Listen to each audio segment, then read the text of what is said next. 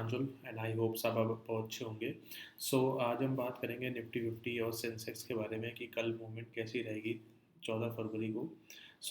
अभी हम एक चीज़ ये भी बात करेंगे कि आज सेंसेक्स का और निफ्टी का दोनों का गैप डाउन बहुत बुरा हुआ था।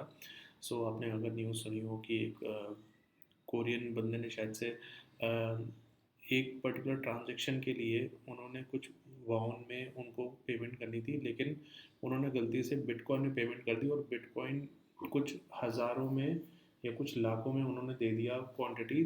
और एट अ टाइम यूएस के लोगों ने उस टाइम पे या कुछ उनके कस्टमर्स ने बैंक में उन्होंने तुरंत की तुरंत विड्रॉल ले ली। तो इस वजह से एक फॉल्स पेमेंट की वजह से एक बहुत बड़ा एक बिटकॉइन में गिरावट आई। उसी वजह से आज निफ्टी 50 और सेंसेक्स में भी गिरावट दिखी। ओवरऑल आज देखिए ये निफ्टी 50 और जो आपका सेंसेक्स है, सेंसेक्स में तो 3000 तक की एक गैप डाउन हुई थी और निफ्टी में भी काफ़ी बड़ी गैप डाउन दिखी। 336 पॉइंट आज एक तरह से नीचे था। अब देखिए आजकल क्या है कि मेजरली सारी जो ट्रेडिंग चल रही है वो एक न्यूज़ बेस पे ज़्यादा चल रही है कंपेरेटिवली एनालिसिस पे। मैं कुछ भी एनालिसिस करूँ बस एक इंडिकेटर, एक हमारा ईएमए सपोर्ट जो है वो मुझे इंडिकेट करता है। बाकी मुझे कोई भी एक पर्टिकुलर मुझे लगता नहीं कि कोई एनालिसिस आजकल एक मूवमेंट के थ्रू कुछ हमें एक गाइडेंस मिले। लेकिन न्यूज़ बेस की ट्रेडिंग की वजह से बहुत ज़्यादा आजकल चार्ट में फ़र्क पड़ रहा है। कुछ टाइम पहले 300 गैप अप खुला, फिर कुछ टाइम बाद फिर 300 गैप डाउन खुल गया। तो मतलब ये बहुत ही एक अलग अनोखा एक मैनिपुलेशन अलग लेवल पे चल रही है, पता नहीं क्या चल रहा है आजकल मार्केट में। देखिए 2050 और 2050 ईएमए में इंडिकेशन तो ऐसा था, लेकिन इतना बड़ा गैप डाउन का कोई भी एक्सपेक्टेशन नहीं था, कोई भी एक्सपेक्टेड नहीं था मूवमेंट का। लेकिन हाँ, एक चीज़ बोलूँगा कि एक शॉर्ट ट्रेंड जो मैंने आज देखा था जिसमें मुझे बनाने का एक लगा कि हाँ ये शॉर्ट ट्रेंड बन सकता है। ये जो एक ट्रेंड बना था इसके बाद मैंने एक पर्टिकुलर एक ट्रेड लेके यहाँ से एक पुट बाय करी, लेकिन ज़्यादा पॉइंट के लिए नहीं थी।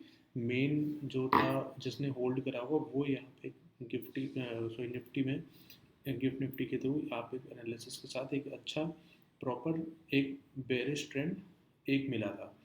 अब देखिए ज़्यादा इसमें कुछ है नहीं। एक पर्टिकुलर पॉइंट पे 12 बजे के आसपास एक ऐसी मोमेंट 11 से 12 के बीच में थी कि जिसमें आप लोग अपना कुछ 20 से 30 पॉइंट का अपना कर सकते थे ट्रेड। लेकिन उसके बाद एक अच्छा शॉर्ट मोमेंट के बाद ठीक 1:30 बजे के आसपास एक अच्छा मोमेंट हमें दिखा था, बेरिश मोमेंट। वो बेरिश मोमेंट हमारा था 25,583 के पास और एक एंडिंग हुई 25,471। अब सर कल की बात देखिए, मैंने आपको मल्टीपल सपोर्ट पहले से ही लगा के रखे थे, मैंने बोला भी था कि ऐसा हो सकता है। तो फिर ये देखिए आज अब कल के सपोर्ट की अगर हम बात करें तो कल का सपोर्ट एक ये 25,431 के पास है, एक 25,631 के पास है, क्योंकि यहाँ पे एक इसका कैंडल यहाँ पे हाई तोड़ा था। उसके बाद फिर लो ब्रेक करके यहाँ से फिर नीचे आया। उसके बाद एक 25,631 का कल एक प्रॉपर रेजिस्टेंस या एक सपोर्ट बन सकता है। बाकी तो एक गिफ्ट निफ्टी के थ्रू जो होगा वही हो रहा होगा, एक गैप अप गैप डाउन का। उसके बाद फिर 25,631 जब नीचे होगा तो उसके अकॉर्डिंग हमें पता चलेगा। अब एक अगर gap down sorry gap up अगर होता है तो एक 25,700 की भी हम एक सपोर्ट एक कर सकते हैं कि 25,700 से भी एक सपोर्ट मिल सकता है ऊपर के लिए।